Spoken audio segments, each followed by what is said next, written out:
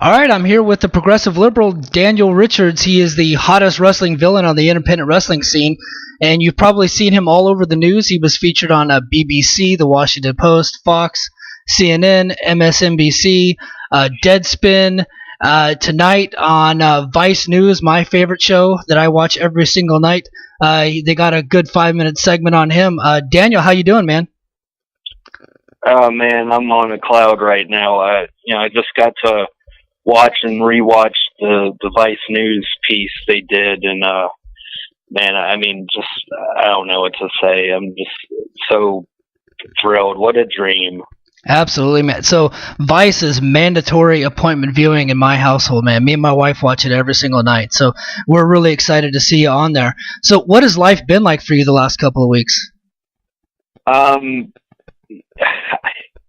It's pretty indescribable because I mean, just it started with Deadspin running the story on me, which was byproduct that started after someone who knew someone that worked there saw a tweet about me, and then they did some digging and found my YouTube channel, found all our footage of me on Appalachian Mountain Wrestling's YouTube channel, and it started with that, and man, I mean, just I don't know. It's just you could never expect it to become what it's become, and the life I've been living the last week and a half now has just been amazing. I've enjoyed every second of it.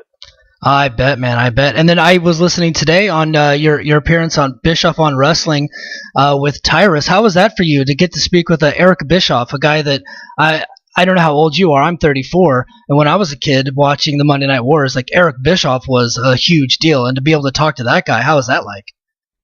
Yeah, well, I mean, I have a lot of respect for Eric, and still have a lot of respect for him, even more so now. I mean, I'm super grateful for him. First of all, he reached out to me late last week, via text message, and I mean, that would just having a text message on my phone from Eric Bischoff was surreal, and then talking to him, shortly thereafter, it was just it was indescribable, and then that led to the podcast, and I thought that was pretty cool. It was myself and Nick Hausman who co-host that Bischoff on Wrestling with Eric. And, we were representing the liberals, and we had, Eric and Tyrus, formerly of WWE, formerly Impact Wrestling, now on Glow. He was, and of course, a Fox News contributor, and they're representing the red side. And, but we had a good discussion that didn't get caustic, and, I really enjoyed myself on the program. Yeah, it was really fun listening to it, man. And a shout out to Nick Hausman. He gave me a shout out on the show today. Yeah, he's a cool guy. Very cool guy, fellow liberal. So we gotta support our own. So I'm very curious about something because I too am a liberal, and I'm kind of an anomaly in my family. Like I moved to Missouri in the heart of the Ozarks. You want to talk about Bible Belt? They could probably rival East Kentucky. And I was born and raised in California. Then I moved to Missouri when I was 16, and I brought a lot of my California liberal values with me. And it didn't quite go over so well. And I'm really with my family and I, we all get along great. We argue a lot about politics, and that's great. But so, what's the family dynamic for you? Like, are you like an outsider with your liberal views, or is your family all share it with you? It's a nice mix, and thankfully, my dad watches Fox on the regular, for sure. So he didn't know who Eric Bischoff was, but he knew who Tyrus was. So, but yeah, my dad and I, we talk. It doesn't have to get nasty. I think that's kind of the problem in, Washington and throughout our country is it's gotten so caustic, and it's become so partisan, and, you can disagree with people, and then it doesn't have to get, like to the point it's gotten, I think. And, it's been cool, on the programs I've been on where, I'm definitely talking to someone, to my political right. It's been good. And I mean, I'm proud of that. I feel like, maybe, I don't know, man. Maybe the progressive liberal can set an example for the rest of the nation on that a lot when he's, conversing. I might be appearing on Fox News, sooner than we think. So we'll see. Yeah, well, and I'll be looking forward to it. Be sure to tweet out when you're going to be on Fox News so I can see, because that channel's never really on in my house. But but if you're going to be on there, I'll definitely have to watch. Yeah, and I think it's great that you're able to have these conversations with conservatives and with some folks from the other side. It kind of reminds me of the dynamic with my family and my friends, especially whenever I go back to Missouri, and we're kind of over a bonfire, kind of talking about gun control and legislation and healthcare and things like that. So I think that we need to see more of that. Now, today on the Jim Cornette Experience, and I get the feeling you're pretty aware who Jim Cornette is. He is a liberal from Kentucky. He is kind of an anomaly there in Kentucky, and he's a heat-seeking missile in that part of the region. And he did you get a chance to listen to his show today? Yeah, it's a pretty funny story. I love Jim Cornette. I find and I also share a hatred of Vince Russo. So we're there with you. We're there with you, buddy. Yeah, I think anyone who's a true fan of wrestling is probably there. So 99% of the time. But yeah, yes. So a friend of mine, a guy I'm going to be working for on August 2nd, around Huntington, West Virginia. He forwarded me the link. And he just put the comment, "You're killing the business," or something like that. And I about had a bowel movement right there, because I was like, "Oh my gosh!" Like, one of my favorite people in the business is. I'm about to listen to him, crap all over me. But it wasn't that bad. I manned up, made myself listen to it. It wasn't that bad. And I think at the end of the day, like, I felt like there were some compliments mixed in there, but at the same time, like, Jim has his base as well, and it's a lot of liberals, and I don't know. I think Jim was working a bit, with that. I think he knows why I'm a heel, and East Kentucky's a brilliant wrestling mind, so I think he understands why I'm getting booed there, and that we could do anything, we could try everything to make me a baby face in East Kentucky as a liberal. It ain't happening. Not going to happen. No. Yeah, you'd have a better chance of getting, I think the fans throughout the country to cheer for Roman Reigns at this point. Than and that's not a criticism if anyone ever wants to take it like that. I mean, it's just, that's, he's getting the reaction. He's getting a reaction, which is the main thing we all go for, to get people emotionally involved. I don't think that was the company's initial approach, and that's all we're waiting into. Right. And if nobody had a chance to listen to what Jim had to say, we tweeted out the YouTube video for the Arcadian Vanguard podcast crew that Brian Last has going on. And basically what Jim was saying was he was upset at the fact that he was even a heel. He thinks that everything he's saying is what a babyface should be saying, and I was pretty anxious to hear what he had to say, and he made some good points. I do think that if you were here in California, especially in Northern California, you're probably totally a babyface. Well, yeah, that's the thing. At the end of the day, the audience decides, and again, that's why I think Jim's working. And I say it with all due respect, it's like, and that's the one thing. If this national exposure has shown me, not that I didn't maybe know it before, but it's like definitely illustrated that if I go to DC, or if I go to Los Angeles, or if I go to New York City, I'm going to be a celebrated babyface, and I think that's awesome. So I've got some opportunities coming up to work in some places that I will be cheered for, but I'm not going to change the character. I say character again for lack of a better term. I'm not going to change it. I'm going to wrestle as a progressive liberal, and and it'll be I'm not a heel that wants to be cheered. I know how the crowd's going to react in the Bible Belt and the southeast part of the country, but I also know how they'll react in other places, and it's cool. I think it's an interesting dynamic. Absolutely. You know what it reminds me of is 1997 Bret Hart, when he was the heel in America and he was the baby. Okay, like, not that you're that level yet. I mean, Bret's one of the greatest ever. But let the headline say you just compared me to Bret the Hitman Hart. Right. I'm just saying I'm just saying the dynamic is comparative to what Bret Hart was doing whenever he turned heel in 1997, where he was the baby face everywhere except for America. Right. Yeah. There's definitely an element of that. So, speaking of big names, has WWE reached out to you at all about this kind of success you've been having lately? That's a tough question. Well, I mean, the short answer is no, they have not. Right. A lot of people ask, what about WWE? I mean, look, I'm real. I'm real when I'm in the ring in front of people, and when I'm on, doing interviews and stuff like that. I'm saying how I really feel, and that translates into my real life, and vice versa. With, I'm realistic. I'm going to be 37 on Monday. I would love to do something in WWE. I hope they're watching the HBO series today.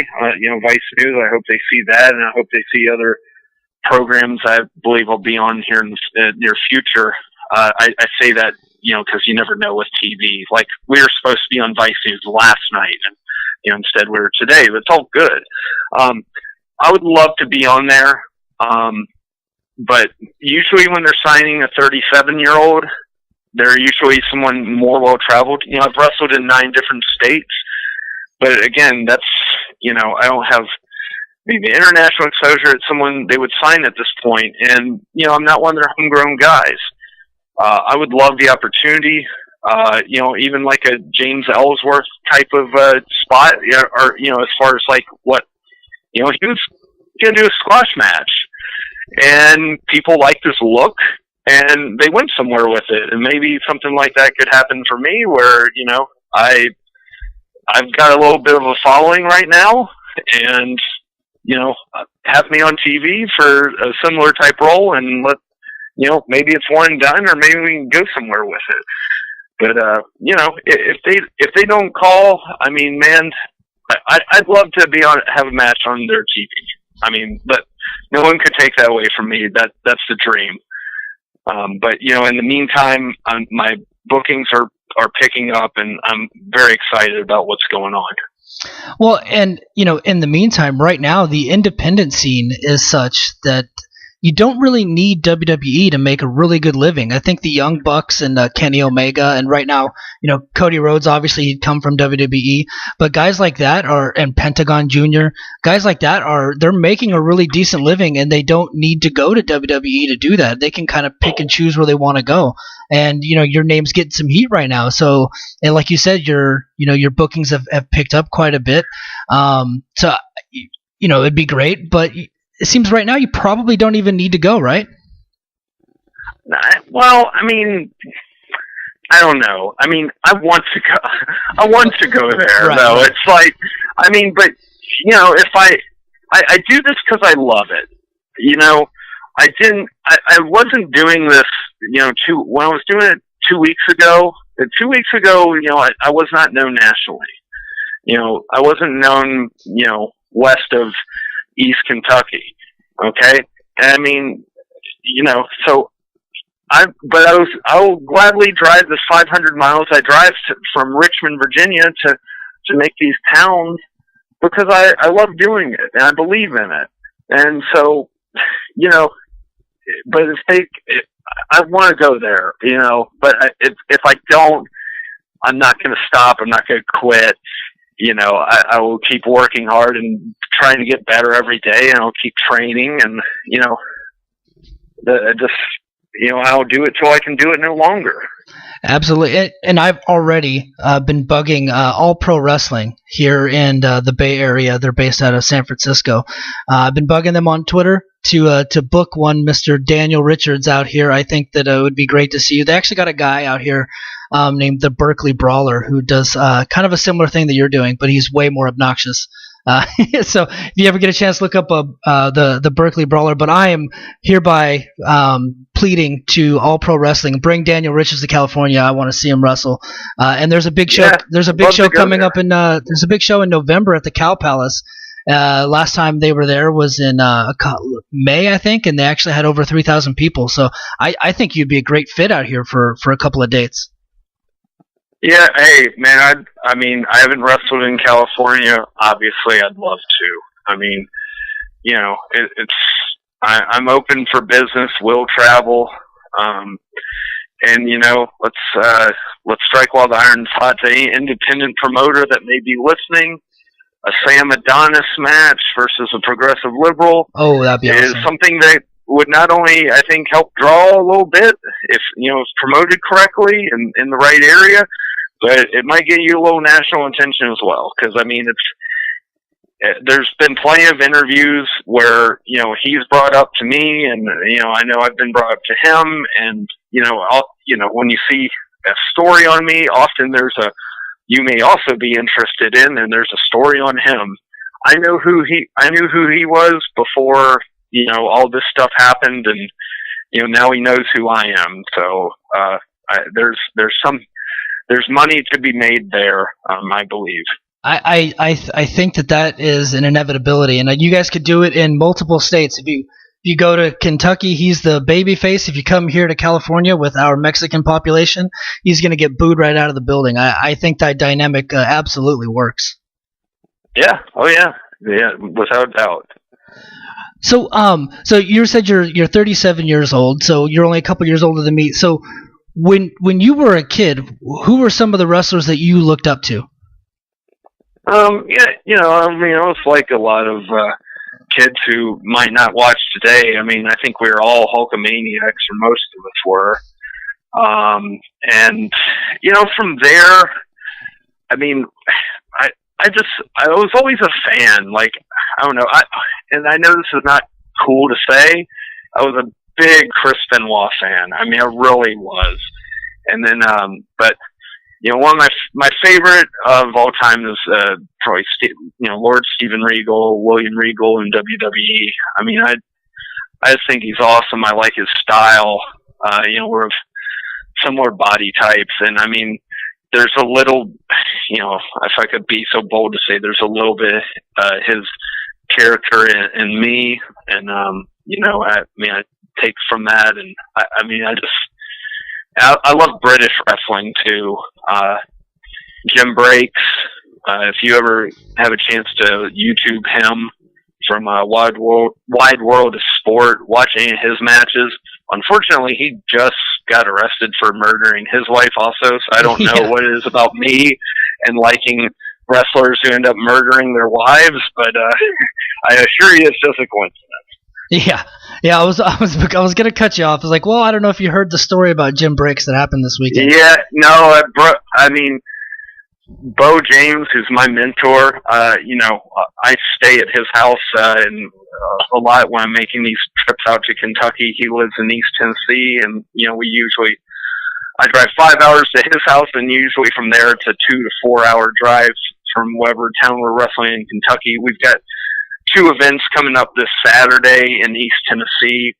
So I'm very excited about that. And, we've been doing a lot of local media for that. But I mean, there was one morning I got up and I walk in the room, or maybe I just woken up from a nap or something, and I go in the living room where he's sitting, he told me about Jim Breaks. I mean, it just broke my heart. Just what? I mean, I know he's 80 years old now, but it's still, I'm friends with Jim Breaks on Facebook, and like I posted to him, how much I respect him and admired him, and now I guess I won't be talking to him anymore. No. Well, that's we don't want to bring everybody down here. So, but Yeah, I know. Yeah, let's pick them up. yeah, absolutely. So, just a couple more questions. So, when you were a kid, I'm always fascinated by this. Were you a WCW guy or a WWF guy? I was a WWE guy. I mean, but during the Monday Night Wars, I mean, I think I'd watch Raw, but anytime they were on a commercial break, I'd flip to WCW and hope they were on. I don't know. I think that's just a byproduct of loyalty from, because when I was a kid, I mean, I'm embarrassed to say this, but I didn't know about Crockett or Smoky Mountain and things like that. I didn't really know anything other than WWE. So it's when I started training right after college, I was fortunate enough to get with guys like Bo James and Scotty McKeever, who had me take my first bumps, and they educated me on territories, especially Bo. Bo's a wrestling historian, multi-time author. Has 3 books published, has a couple more coming out later this year. But just the exposure to Memphis wrestling, Portland wrestling, the Von Erich territory, every world class. I mean, just all of that, just really helped foster an education. And I still watch that older stuff from the 70s, through 85. I mean, I think it's the best stuff to learn from. Absolutely, and if people have the network, they can actually see a lot of that stuff. And I strongly recommend everybody watch the documentary Memphis Heat about Memphis wrestling. It's one of the best wrestling documentaries I've ever seen. Yeah, without a doubt. I mean, at the end of the day, this business is about drawing emotion out of people, and we have that with what we do at Appalachian Mountain Wrestling, which you can see every week on a new episode on YouTube. Every Tuesday night, a new episode uploads. The latest episode, we uploaded this Wednesday because of the holiday and some technical difficulties. But, that's what they had in Memphis and and Crockett Promotions and places like that, man. It's just, they brought the people down and they brought them back up. I mean, they had baby faces that you wanted to see beat up the bad guys and bad guys you wanted to hate. Absolutely. For what they did to your heroes. Yeah, and so there, I've only been to Kentucky one time in my life, so I don't know much about it, but I hear that they take their wrestling very seriously, and back in the day, there would be riots, they would try to throw stuff at the wrestlers, try to fight the wrestlers. Now it's a little different. It's a little different today. Have you had any issues like that at all with this new character? I get real heat. I haven't had anyone try to climb over the barricade and, over the guardrails and kill me. We did have a threat of gun violence that someone said, if that effing liberal comes to this town, I'm going to shoot him. I mean, things like that, man. But we work every day to try to get them to riot, and I hope one day we get there.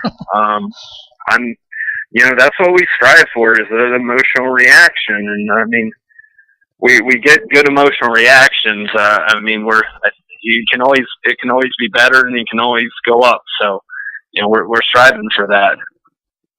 Absolutely, and I get the feeling that after the whirlwind of a couple of weeks you've had, that the shows that you'll be doing this weekend are going to be pretty packed, I would say. And did I see correctly that Ric Flair is going to be at one of the shows? That's the 11th. The 11th the 11th we're in Kentucky. Oh gosh, man. Go to Appalachian Mountain Wrestling and you can see all our updated events, as well as on my Facebook page, /PL Daniel Richards. You can see all our upcoming events, but the event on the 11th, forgive me for not remembering the town, but it's in East Kentucky. Ric Flair is going to be there. Flair is separate from our event, but the fair's paying him to be there. But yeah, Al Snow will be wrestling our champion Stan Sierra, and then the probably the most talked about independent wrestler in the country right now, myself, Progressive Liberal Daniel Richards. I will be there as well, and we'll have one of the major networks following us around for 3 days, and that will be the first of those 3 days. So I'm very excited about that, and see what comes of it, and we'll keep people updated as we know the air dates. Absolutely, and we'll be tweeting out the link to make sure we get the dates and times and all that stuff correct. So I got one last question for you. Not really a question, it's just more of an idea. You absolutely got to start making snowflakes with your picture on it and throwing it out to the crowd. It has to happen. That's not a bad idea. That's not a bad idea. I mean, I'm surprised I haven't seen a poster like that in the crowd, and it'd be good. Yeah, good idea. It's happening, and if you throw them out there, they're putting that shit right back in the ring at you. So I saw a funny headline today. A gentleman from a publication in Cleveland came to our event on the 4th. We had an event in the 4th in Martin, Kentucky, as part of the Wayne, I believe the Wayne County Fair, and the guy he was a liberal and wrote a good piece and had some really good photography, but whoever his editor was, I guess, is not such a liberal, and the headline was like libtard, so on and so forth. So yeah, I mean, whatever, man. That stuff just rolls right off my back. Like, I mean, I'm getting a lot of love from all my social media right now, but it's like I've gotten, definitely some hate thrown in there as well, and that stuff just rolls off my back. I get booed for a living, so you're not gonna hurt my feelings. Absolutely not. Hey, the more hate, the better, I say. Yeah, I mean, I'm gonna get it where in the Southeast where I wrestle. I mean, that's just doesn't matter where my star shoots off to. It's gonna be heat. It's gonna be real heat because I am real, and I'm not saying things I don't believe. I could not go to Los Angeles and be a Sean, or that your promotion in San Francisco, and be a Sean Hannity character, because it is not in my heart, it is not in me, and I could try to memorize all their stupid talking points and dialogue, and it's not going to come out. People can, I think subconsciously sense that stuff, and, that's why it comes across. That's why if you see guys, trying to remember a script that was written for him by someone else who is not him, it doesn't get a reaction. So, well, you're the real deal, man, and I really appreciate you coming on. And everybody, follow Daniel Richards on Twitter. What's your Twitter account? Twitter is at ProgressLib, LIB 804. That's the Richmond, Virginia area code for those of you who do not know. Absolutely. Give him a follow. He's a great follow. He has been seen everywhere. He's going to be on Vice News tonight, which I'm really excited about. And go out to see him wrestle this coming up weekend.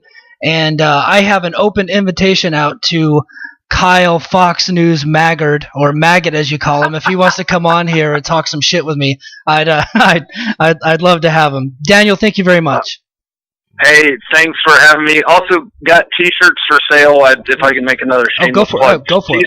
Yeah, T-shirts for sale at whatamaneuver.net.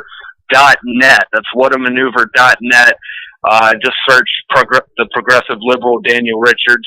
You'll find them. I've got a couple of T-shirts out, and hopefully have some more merchandise sooner than later. But appreciate all the support, and thanks so much for having me on all these. Every single interview I look as a blessing and an opportunity. I'm very grateful. Hey, thank you, man. You have a good night.